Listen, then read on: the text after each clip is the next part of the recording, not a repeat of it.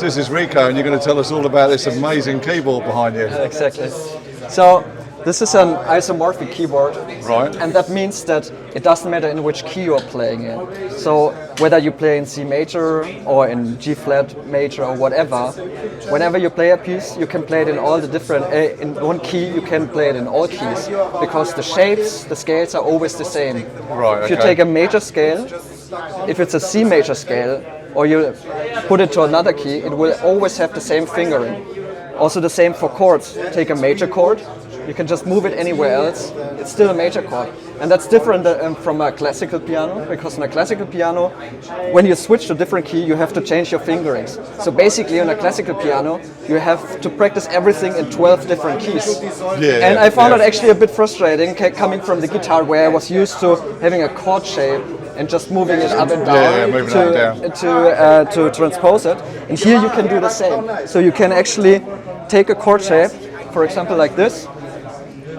This is a major chord, and I can just move it to the left, and it will always be a major chord. So this, so I don't have to practice everything in 12 different keys. And it's particularly also good for your muscle memory, because for example, now after playing this for 2 years, my hand just know how certain chord shapes feel like, and how far to jump for jumping down a fifth or for jumping down an octave or so, because the distance are always the same. For example, I can just put my hand down here, and I know this is a major chord, and I don't even know in which key I'm playing in. This is a major chord, because my muscle memory just knows, and I can reuse the same patterns.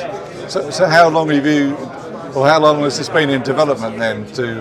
So, like to go a little bit more back, it all started with Paul von Jankó, who was a Hungarian musician and mathematician, and who developed this idea in the late 19th century already. And it was even taught at universities, and it was built into grand pianos and upright pianos.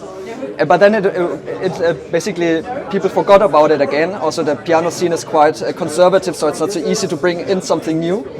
And basically, since I came from the guitar and wanted to have this isomorphic approach, I was researching and then found out about this keyboard. But I figured out you basically cannot buy it. And then, I decided to start my own project and actually make it possible and bring.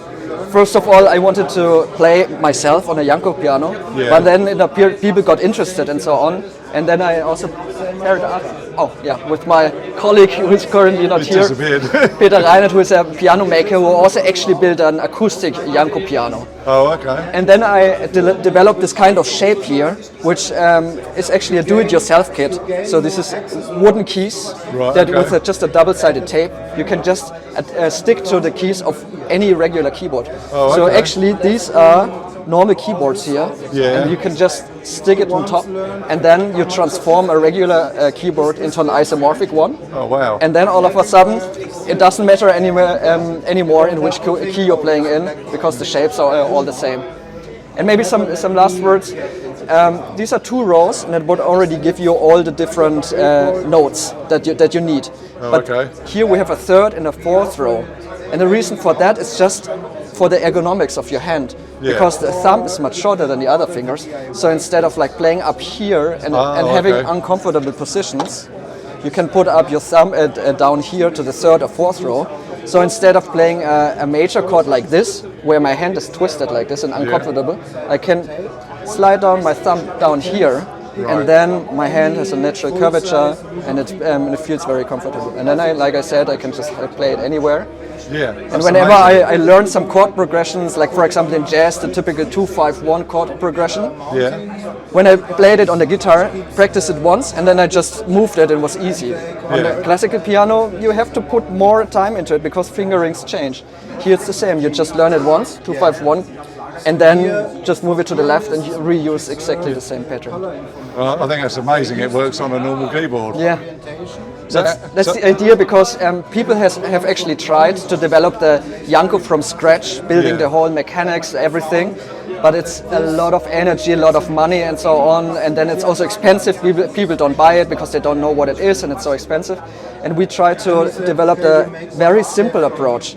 Don't reinvent the wheel, but reuse whatever is there, all the mechanics, and just have these wooden keys and attach them, so you can basically play your favorite keyboard and just transform it into an isomorphic one. And how much does the kit cost, or how much do the single keys cost? Or? So it's per octave. We sell per octave, and it's 80 euros for one octave. Yeah. And then depending on the size of your keyboard, there is some discount on actually getting a whole bundle for 61 keys or 88 keys, for example. Yeah. But it's approximately this 80 euros per octave.